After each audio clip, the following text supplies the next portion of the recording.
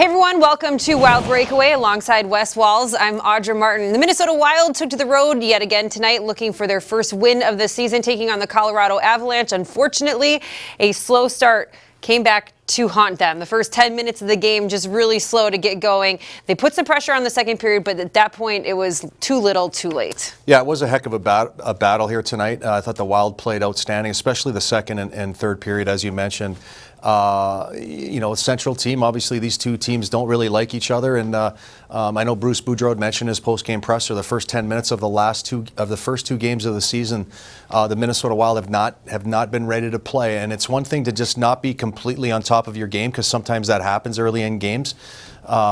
But the unfortunate part is they've been down 1-0 and they've been down 2-0 10 minutes into the game. It's okay if you're not on top of your game and it's still 0-0.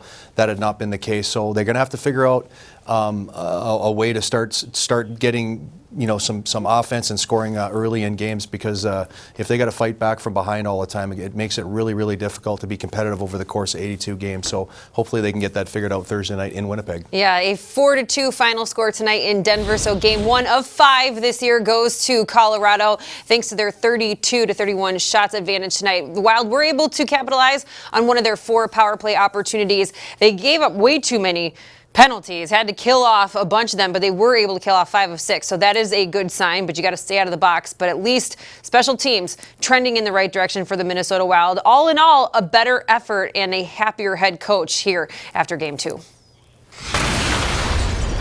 Yeah, you know what? I mean, it's obviously a missed opportunity, but it's not a ray of hope. It's if we play that hard. I mean, it's a big question if you're going to win a lot of hockey games, because this is a pretty hostile environment to come in here and take them to the wire and give them everything. And even I think Grubauer had to make some pretty big saves there in the end. So I mean, as did Dubnyk, but I mean to keep it tied or keep it a 1-goal lead. So up next on the docket is yet another Central Division showdown. This one coming to Thursday night at 6:30 as the Wild head up north to take on the Winnipeg Jets.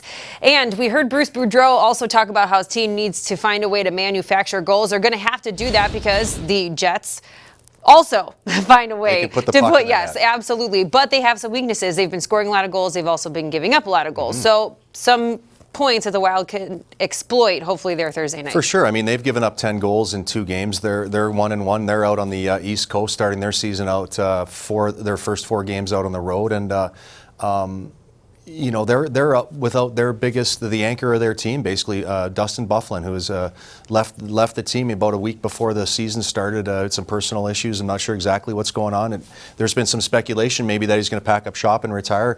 No one knows exactly what's going on, but I do know that the Winnipeg Jets are not as good without Dustin Byfuglien in the lineup. It's like taking Matt Dumba out of our lineup. Kind of the cornerstone, the guy in the back end that kind of pushes everybody forward. So having him out of the lineup is a big thing. I know they got Connor and Line got those guys both signed it really, really late. They were restricted free agents.